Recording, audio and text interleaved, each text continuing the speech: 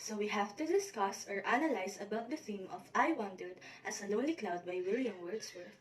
I gave you 4 different themes: nature, humanity, imagination, and memory. To present the theme nature, Lara, you go first. Good day. One of the themes in this poem is overcoming feelings of loneliness and sadness and enjoying the beauty of the nature. He remembers the daffodils that give him joy when he is lonely. Moreover, humans connect with God through nature, so the exchange between the speaker and nature led to the connection with God. In a deeper sense, the poem of William Wordsworth, I Wandered Lonely as a Cloud, talks about the various realities of life. It might be a typical narration of a beautiful scene in nature, but it emphasizes the different realization that every human should embrace as he continues his journey in this world. Good day to all of you. I chose the theme of rejecting modern life and appreciating the beauty of nature because of the line, and then my heart with pleasure fills and dances with the daffodils, which reflects how sad and dull modern life is and how nature can aid us with our problems in so many ways. And that's all from me. Thank you. The theme of the poem is all about nature, how nature's beauty uplifts the human spirit. The theme is also about rejecting city life and going back to the mother nature. Great work! How about the theme humanity? The floor is yours, Dion.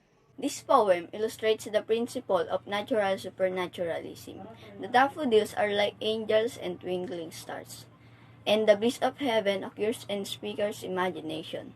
The poem I Wandered Lonely as a Cloud encompasses the thoughts of an adult, while he endears over the hills and how the sudden occurrence is a blessing in his solitude. The never-ending row of those enchanting flowers impresses him so much that he almost compares him with the sparkling stars of the galaxy. Next is the theme memory. You're on it, Jansel. The theme memory of the poem I Wandered Lonely as a Cloud. In both poems, the memory of beautiful things serves as a comfort to the speaker even after the experience of viewing them has ended. He can always draw on his imagination to reproduce the joy of the event and to remember the spiritual wisdom that it provided. Good morning, everyone.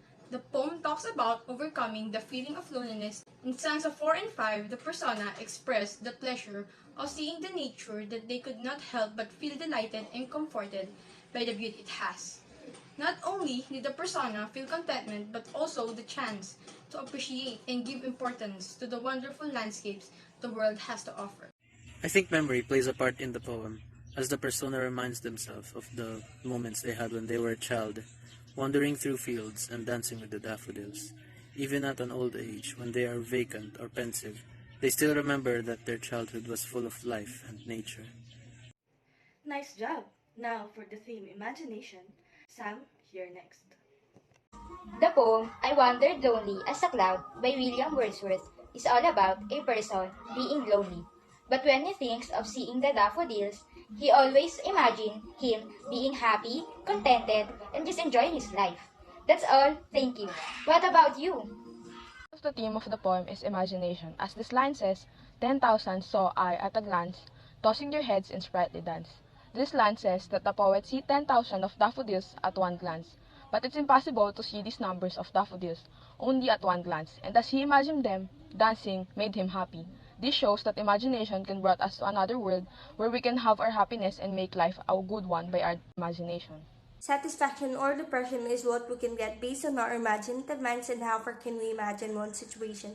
One of the themes of the poem is imagination. Half percent of teenagers right now uses imagination to avoid the feeling of loneliness or miserable, just like what the poet did. Things like this can be stopped when we're distracted by one thing. In the poem, he used daffodils since it makes him happy by seeing it.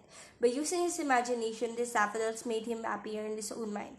Now to sum up all of this, the 4 different themes that the poem tackles, which are nature, humanity, memory, and imagination. All of this has an impact to our lives. We have to show our humanity by appreciating the nature so that it stays in our memory in order to make a good imagination. Thank you for all of your thoughts and for joining our panel discussion for today. Have a nice day.